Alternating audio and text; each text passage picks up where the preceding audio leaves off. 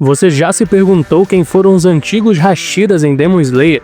Aqueles guerreiros lendários que lutaram nas sombras, mas que o tempo acabou esquecendo? Alguns foram exilados, outros apagados da história, mas todos deixaram um legado poderoso. E o mais impressionante, um deles pode ter sido mais forte que qualquer Hashira atual.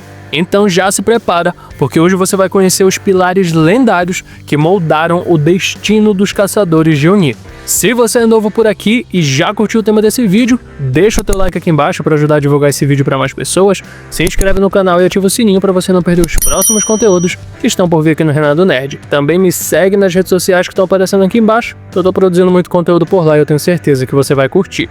Mas agora, bora pro vídeo.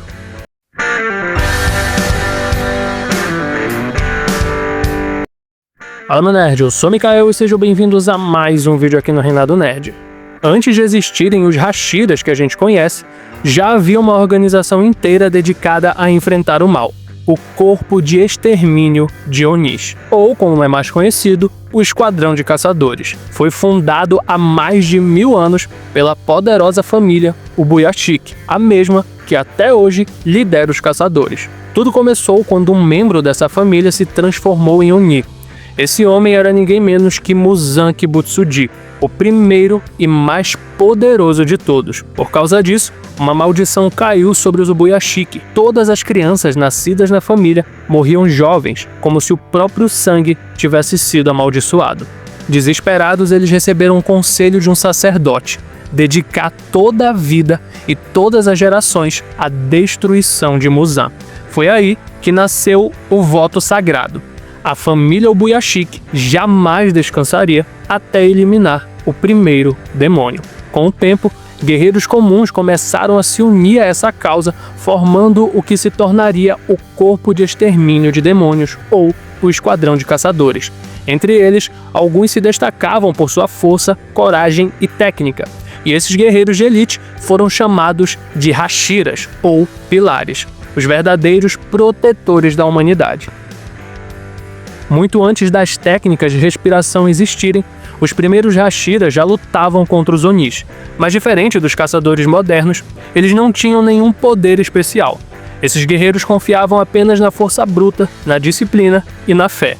Era uma batalha puramente física e espiritual. Eles enfrentavam criaturas monstruosas sem o apoio das respirações, apenas com espadas comuns e uma coragem fora do normal. Mesmo sem poderes sobre-humanos, esses caçadores eram considerados verdadeiros heróis da humanidade. Durante séculos, a liderança da organização foi passada de geração em geração dentro da família Ubuyashiki. Mas por causa da maldição deixada por Muzan, nenhum líder vivia além dos 30 anos. Um preço cruel pago por carregar o sangue da família fundadora. Comparados aos Hashiras da era moderna, esses guerreiros antigos eram menos poderosos, mas sem eles, a base da luta contra os Onis jamais teria existido. Foram os primeiros pilares, aqueles que ergueram o alicerce de um legado que dura até hoje. Agora a história entra na lendária Era Sengoku, o período em que surgiu o homem mais poderoso que já existiu entre os caçadores, Yoriichi Tsurukuni. Ele nasceu junto com seu irmão gêmeo, Mishikatsu, mas veio ao mundo marcado pelo destino, com a marca do caçador em sua testa e a incrível habilidade de enxergar o chamado mundo transparente, que permitia prever os movimentos dos inimigos. Desde pequeno, Yoriichi já mostrava um talento absurdo. Mesmo segurando uma simples espada de madeira, ele derrotava guerreiros experientes com um único golpe. Enquanto Mishikatsu vivia rodeado de luxo, Yoriichi era tratado como uma criança amaldiçoada, mas o tempo provou o contrário. Mais tarde, Yoriichi encontrou o amor da sua vida, Uta, e os dois viveram anos de paz. Mas essa felicidade acabou de forma trágica. Quando ele saiu em busca de uma parteira, um Oni atacou sua casa. Ao voltar, Yoriichi encontrou sua esposa morta, e ali nasceu sua verdadeira luta contra os Onis. Logo depois ele foi convidado a se juntar ao Corpo de Caçadores, e foi a partir daí que tudo mudou. Yoriichi ensinou aos caçadores um poder jamais visto, as técnicas de respiração. Ele criou o estilo original, a respiração do sol, e a partir dela nasceram os 5 estilos primários: fogo, água, pedra, vento e trovão. que mais tarde dariam origem às linhagens como o dos Rengoku. Mas o dom que fazia de Oriichi um prodígio também despertou a inveja de seu irmão. Michikatsu tentou dominar a respiração do sol, mas fracassou. Ao invés disso, ele criou uma variação, na qual ele chamou de respiração da lua. E em sua obsessão por poder, aceitou o sangue de Muzan, tornando-se o demônio Kokushibo, a lua superior 1. E Oriichi enfrentou Muzan e quase o destruiu por completo, cortando centenas de pedaços do corpo do rei dos Onis, mas Muzan conseguiu escapar. Depois disso, o herói passou a ser culpado pelos erros do próprio destino, a fuga de Muzan, a traição do irmão e o caos que se seguiu. Rejeitado pelos próprios caçadores que antes o seguiam, Oriichi foi exilado da organização, carregando sozinho o peso da culpa. Mesmo assim, seu nome ficou marcado para sempre como o maior espadachim da história, o homem que mudou para sempre o destino dos caçadores de Oni.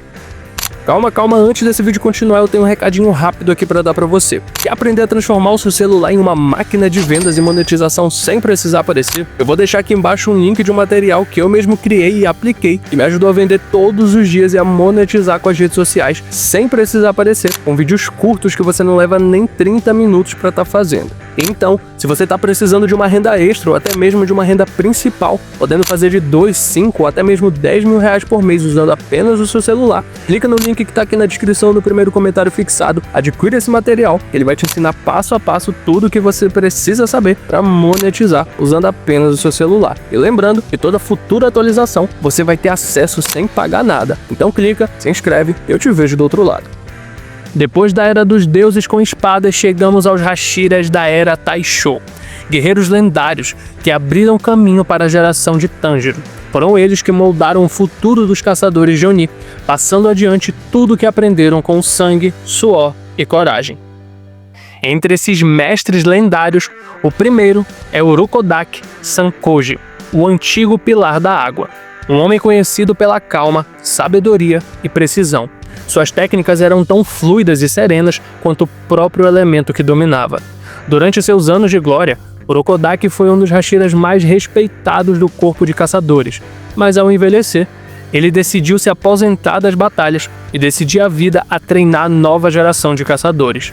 Entre seus alunos estão nomes que marcaram a história, como Gyuto Tomioka, Sabito, Makomo e, claro, Tanjiro Kamado. Mesmo após deixar as lutas, Urokodaki continuou sendo essencial para o corpo de caçadores. Ele foi o responsável por hipnotizar Nezuko, garantindo que ela jamais atacasse humanos, e assim, provando que acreditava no coração dela, algo que ninguém mais ousou fazer. Urokodaki é a prova viva de que um verdadeiro Hashira não é definido apenas pela força, mas também pela sabedoria e compaixão. Entre os antigos pilares da Era Taisho, um nome ecoa como o som de um trovão: Yogoro Kwajima, o lendário ex-Hashira do Trovão. Um espadachim poderoso, disciplinado e com um coração paternal. Yogoro era conhecido tanto por sua força devastadora quanto por sua dedicação aos alunos. Ele foi mestre de dois discípulos muito diferentes, Zenitsu e Kaigaku. Kaigaku era talentoso, orgulhoso e ambicioso. Dominou quase todas as formas de respiração do trovão, mas nunca conseguiu aprender a primeira forma, a base de toda a técnica. Zenitsu, por outro lado, era covarde e inseguro, mas com o tempo mostrou uma determinação que surpreendeu até seu mestre. Mesmo conseguindo usar apenas a primeira forma, Zenitsu se tornou o verdadeiro sucessor do estilo Trovão, porque a dominou com perfeição. Mas a tragédia veio quando Kaigaku, tomado pela arrogância, traiu o corpo de caçadores e aceitou o sangue de Muzan, tornando-se um Oni. Ao saber disso, Yogoro foi consumido pela vergonha e pela tristeza. Por não ter conseguido impedir a queda de seu próprio aluno, ele cometeu seppuku, tirando a própria vida para assumir a responsabilidade. Sua morte foi dolorosa, mas seu legado vive em Zenitsu, que levou adiante a sua vontade, sua técnica e o verdadeiro espírito do trovão, rápido, preciso e inquebrável. Entre os Hashiras da Era Taisho, Kanai Kosho se destaca pelo coração puro e pela determinação silenciosa. Ela era a irmã mais velha de Shinobu Kosho, com uma personalidade doce, calma e sempre cheia de esperança, mesmo diante das maiores adversidades. Sua vida, no entanto, foi marcada por tragédias. Quando era jovem, seus pais foram brutalmente assassinados por um Oni, e ela e sua irmã quase correram o mesmo destino. Felizmente, foram resgatadas e salvas por Gyomei Himejima, Pilar da Pedra, que as guiou e ajudou a canalizar sua dor em força. Kanai se tornou uma Hashira da Flor, usando suas habilidades para proteger os inocentes e treinar caçadores. Sua bravura a levou a enfrentar Doma, uma das luas superiores, em uma batalha desesperada e heróica. Apesar de lutar com todas as suas forças, Kanai foi mortalmente ferida. Antes de morrer, ela fez um último pedido à irmã, que abandonasse a vingança e vivesse uma vida pacífica.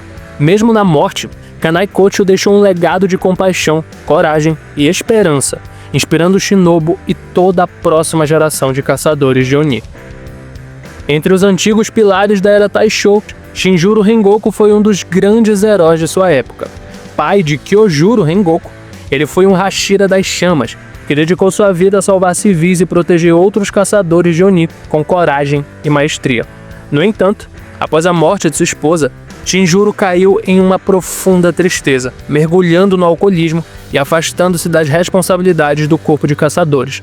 Sua ausência abriu espaço para que Kyojuro assumisse o posto de Pilar das Chamas, mantendo viva a tradição da família. Apesar de seus erros e da fase sombria, Shinjuro deixou um legado poderoso. A chama de sua coragem, disciplina e devoção aos outros perpetuada no coração de seu filho, que se tornaria um dos Hashiras mais lendários da história. E assim, chegamos ao fim da nossa jornada pelos antigos Hashiras de Demon Slayer. A grande maioria deles não temos informações divulgadas, nem dos seus nomes e nem mesmo de como eles eram. Temos apenas um contexto de história, passando por Yorii-Ichi até chegar nos Hashiras atuais. Cada um desses pilares deixou um legado inesquecível, moldando o caminho para os caçadores que vieram depois. No fim das contas, cada geração carrega a chama dos que vieram antes, e é isso que mantém a luta contra os Onis vivas até os dias deles.